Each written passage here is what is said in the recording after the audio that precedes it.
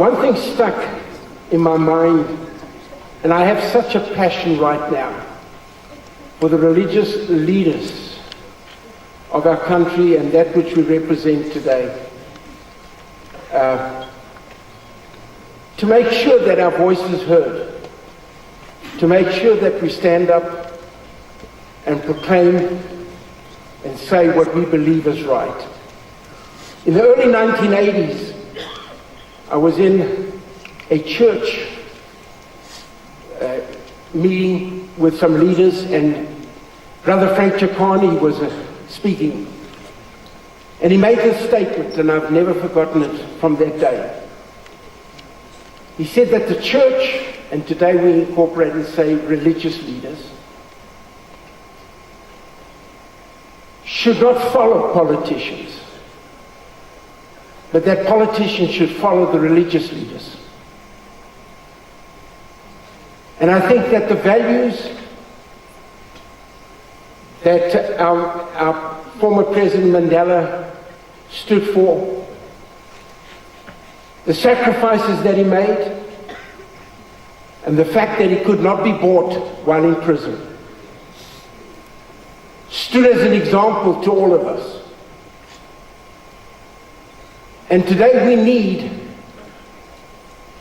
to make those values more clear, brighter, stronger, and to form alliances. In the 70s, the church thought that if they formed an alliance with other religions, I'm talking now generally speaking, that we were selling the church down the river. Many people objected that. I'll never forget, we went to the Communist Party, and me and Professor Haynes represented the church leaders. And we were sitting there, and I was very nervous because those days Roy Chaval was the first thing that came into your mind, and I thought, phew, I'm here in the Communist Party. Can you imagine what's going to happen if I'm not careful? And we had all these people. Now let's have a little bit of sense of humor this morning too. But I was sitting there, and I said to Professor Haynes, I said, the people we represent and some of the church leaders, they're absolutely opposed to this meeting.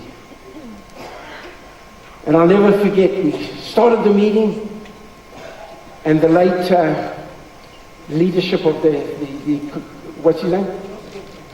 Slovo. Sorry, Joe Slovo, was sitting there looking at us. And as we went on, we were getting more nervous and louder. He said this to me. He said, "Stop!" So I thought, yeah, it comes now. And he said, "Why didn't you open in prayer?" I said, "Excuse me?" Joe Slovo, "What do you mean open in prayer?" He said, "Well, we do." And I looked at him and I said, "But you're the Communist Party." And he said, "No, we practice the Sermon on the Mount.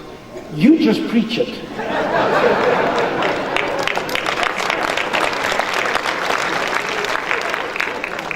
And we were challenged that day. And so we're honored to form an alliance with you.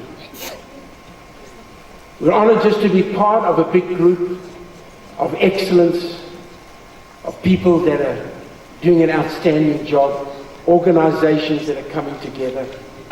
And I think it's going to escalate. I have the same sense right now as we did before the transformation of our country and the new government came into place, that we are going to get through this, that we are going to overcome. This country is resilient. The people of South Africa are resilient. And that we will get to the other side. And I want to encourage all of us today that we need to just continue to keep focused, to keep united, and to act out what we believe. And our president, late President Mandela, wasn't perfect, He wasn't getting 10 out of 10 in life in every area. But he stayed committed to the values that he represented, and he would not be bought, not personally and not on behalf of the country and the South Africans that he represented. So what I want to say to you all today is, thank you for giving us the privilege of hosting this day with the organization's representative.